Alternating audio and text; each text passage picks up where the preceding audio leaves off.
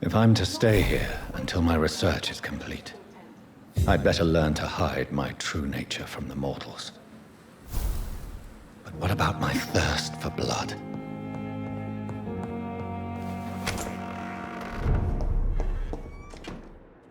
Yes, Nurse Crane? How can I help you?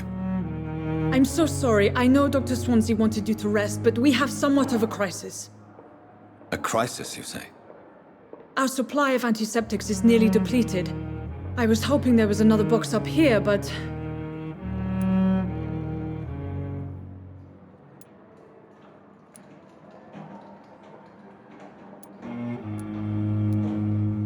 Sorry, there's nothing here. Some of the patients won't last the night without them. Honestly, sir, I'm beside myself. I may have a solution. In France, during the war, drugs shortage was a daily problem, and we had to use our wits to overcome the shortages. However do you mean? If combined correctly, certain household chemical products can be used in a pinch instead. Now, where's the hospital storeroom?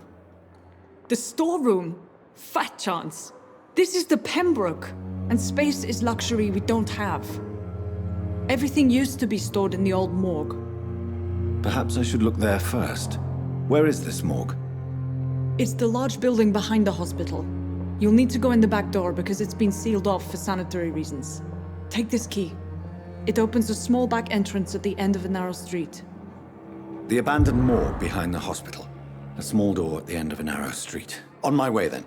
Thank you, nurse.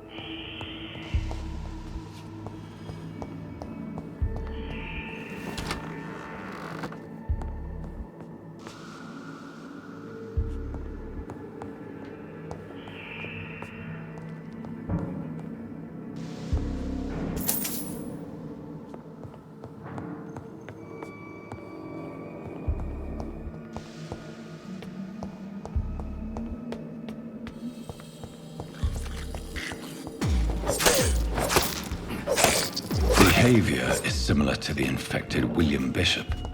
Must be the same strain. This sickness moves faster than influenza.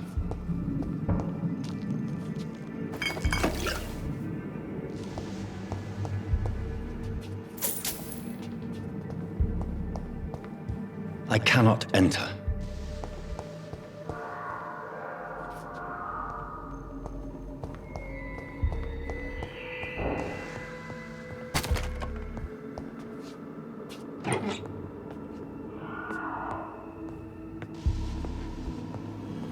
This key will surely grant me access to the basement.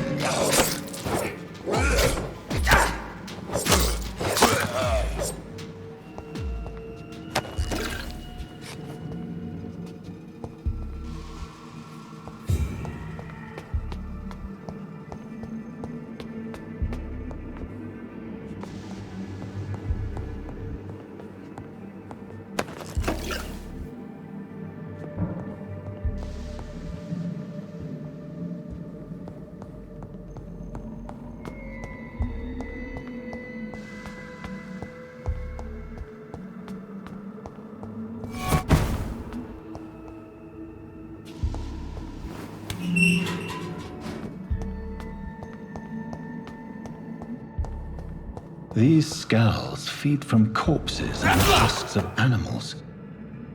They're not after blood.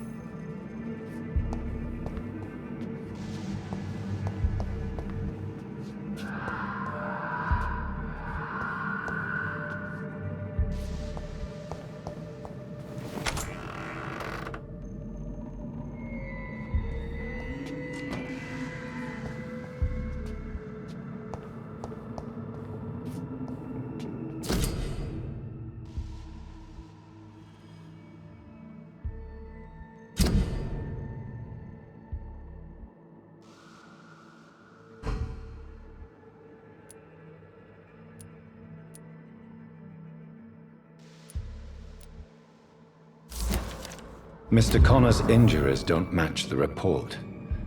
I'd better look into this. It's locked.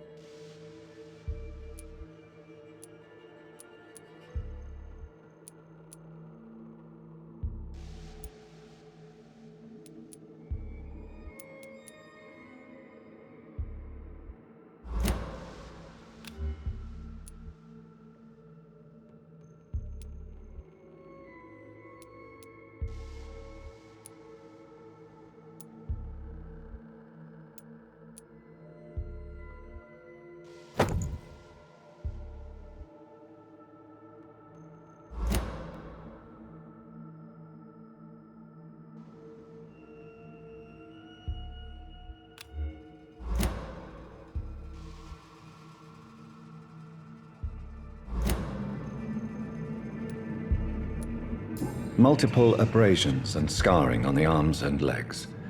Old and distinctive injuries of a sailor or a fisherman. Traces of a pinkish foam at the corner of the lips. Some sort of drug overdose, perhaps? The chest was originally opened to perform the operation. The sutures are clean, but the chest has been reopened. A puncture over the left lung, possibly a chest tube insertion.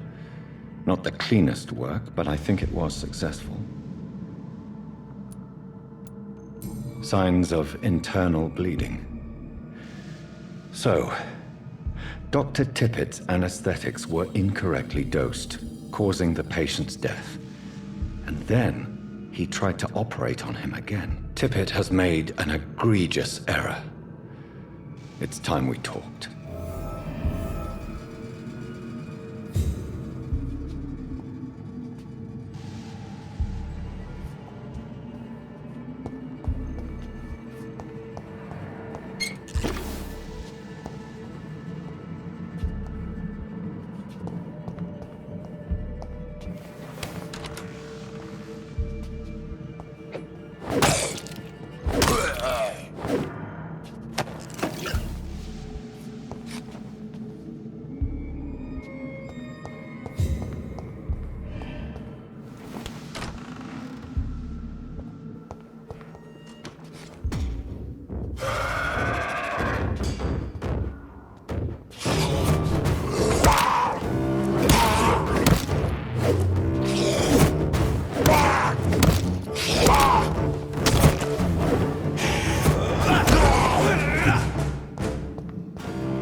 Scowls can be so ferocious. I'm not sure I can defeat them without becoming stronger. To drink blood is so tempting.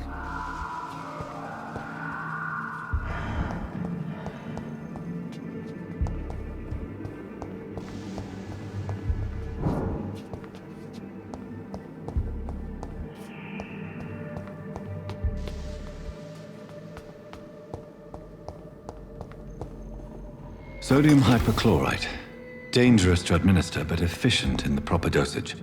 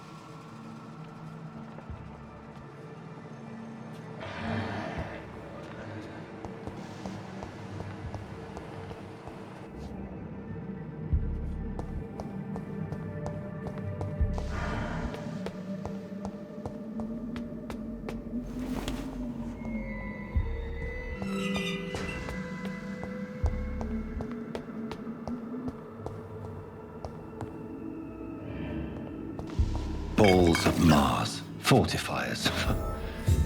As popular as they are ineffective. But they do contain iron tartrate, and that might prove itself useful.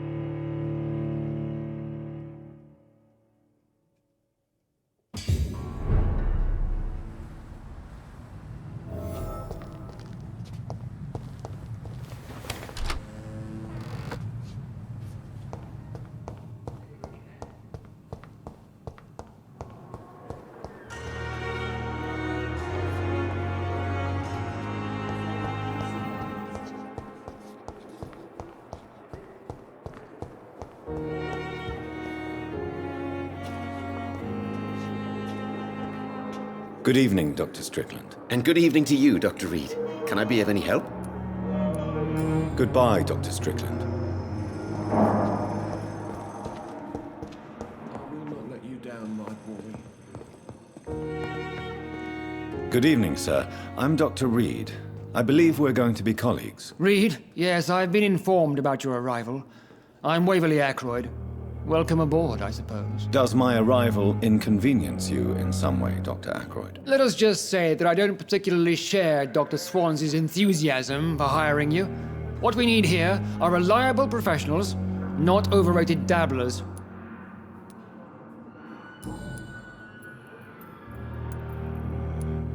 Tell me, Waverly, what do you think of Dr. Strickland's enthusiasm for his experimental research? Strickland is playing with his patients' lives for pride and glory. Now that, sir, is unethical. Are you thinking about something in particular? Harvey Fiddick needs delicate surgery. I believe we should stick to the usual procedure, but my young colleague obviously disagrees. And are you not afraid that your rivalry with Strickland may be blinding you? Rivalry? I guess you could call it that. But I will never be childish enough to let my personal feelings affect my judgment. Why do you wish to lead this surgery? I strongly believe that Mr. Fiddick should not be butchered to test an unproven procedure.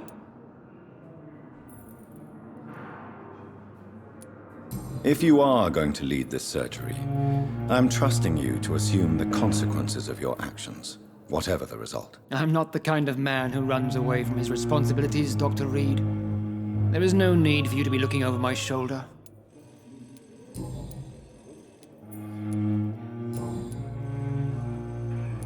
Thank you for your time. We'll talk later.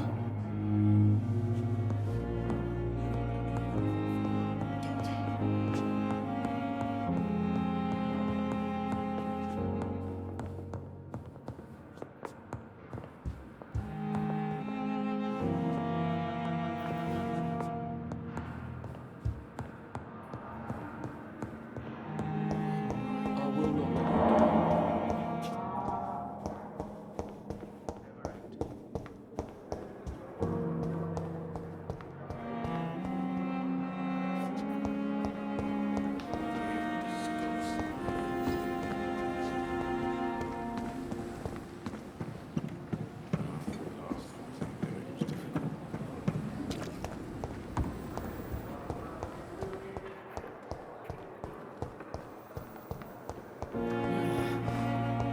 down. The pain. It's here again. It's locked.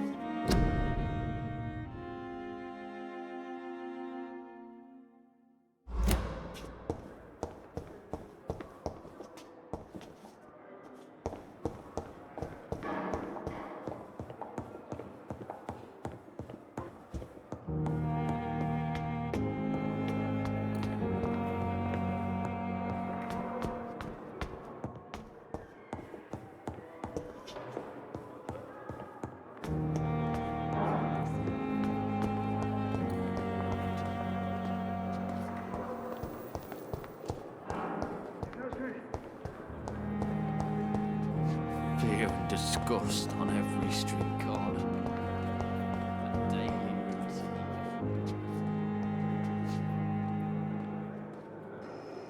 I'm quite busy right now, Dr. Reed. Thank you for your time. We'll talk later.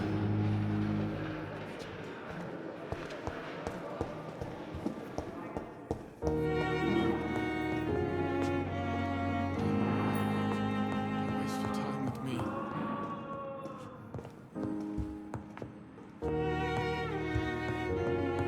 I will not let you down, my boy.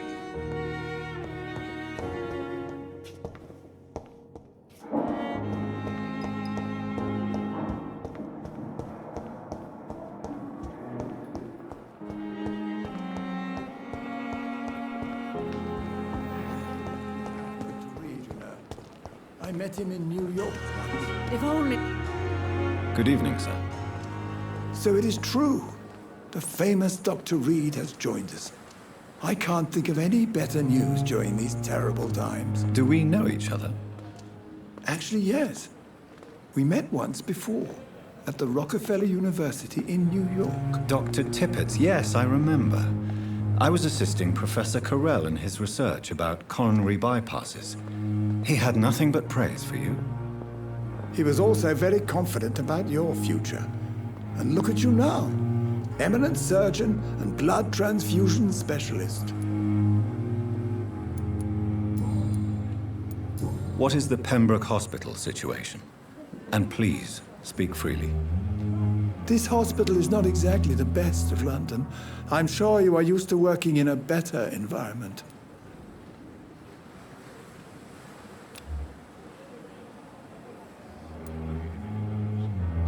It's more than enough. In any case, the personnel of a hospital are much more important to me than the building. Don't be misled by appearances, Dr. Reed. This hospital does not lack talented people. It just lacks hope. What can you tell me about the staff in the hospital? Some are really good, and others are not so good. But during this troubled period, there is no time for slander. I prefer to focus on the positive character traits.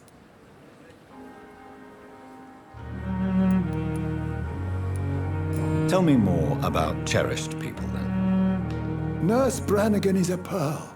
She is the most helpful and dedicated nurse I've ever worked with. A clever and cheerful woman. You really seem to admire her skills. I'll go even further. If she was a man, she would be a damn fine practitioner. Any opinion about the management?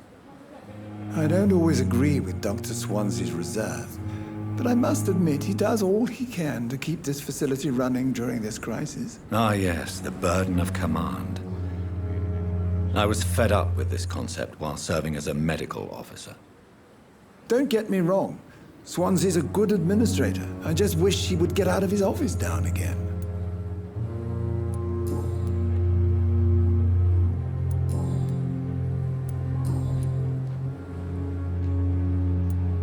Corcoran, I want you to tell me about Mr. Connor. How did he die? What happened? He was my patient. He died because of my mistake. That's the blunt truth. What was the nature of the mistake? It was a twofold error. My diagnosis was wrong, and the administered dosage was too strong. Who was this patient? I don't know. Some sick man from the docks, maybe a fisherman. I had no time to talk with him. No one claimed a body. Why not stop practicing? Are you mad? I killed that man, I admit it, and it won't happen again. I have saved so many lives since then.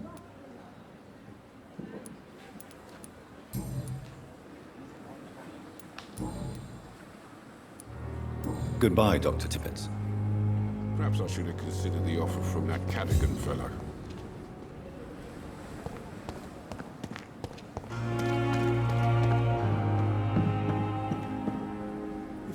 Good evening, nurse. I'm Dr. Jonathan Reed, the new surgeon here at the Pembroke. Dr. Swansea has already told us about you, sir. I'm Nurse Gwyneth Brannigan. Welcome to the Pembroke Hospital. Did he really? It's a good thing I wasn't hoping to keep a low profile. All members of staff have already read about your new blood transfusion technique. Dr. Swansea made sure of that. I see. Well, I'm a little surprised, but I suppose I'll just have to deal with this unexpected notoriety. You must know, blood transfusions are Dr. Swansea's primary subject of research. He is convinced it is the future.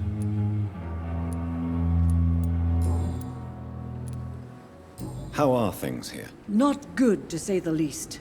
We're struggling against an invisible enemy, more lethal than any bullet from a gun. It's hard, Doctor. An invisible enemy? Quite a poetic term for a disease, especially from a nurse. Sorry, Doctor. These last few weeks have been exhausting. We could all do with a good night's sleep.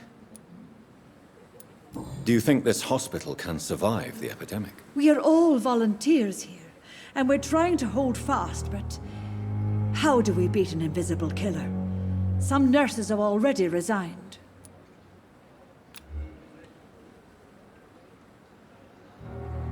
Do you require medical assistance, nurse? Thank you for your concern, but I'm fine.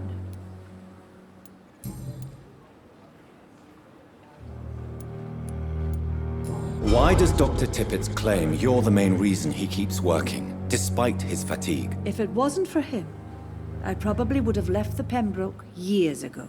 Dr. Tippett does not think of you as just a nurse anymore, does he? If you're suggesting he's not taking my gender into consideration when it comes to medical practice and knowledge, I really hope he doesn't.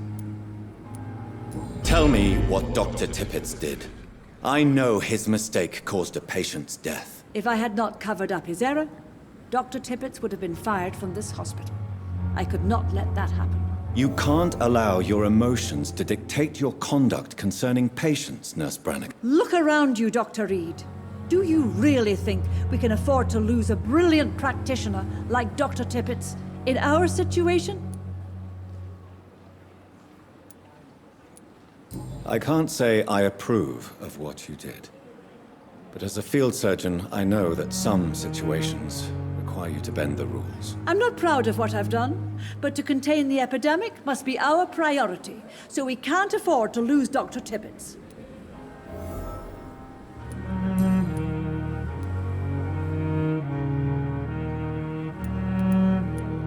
I've decided that I won't reveal Dr. Tippett's, shall we say, misdemeanor. I'm so glad you share my point of view. Dr. Tippett is a brilliant practitioner. We most definitely need his know-how. I hope you're right. This is a huge risk we're taking. Dr. Tippett must regain his confidence. Please, keep this decision between you and me.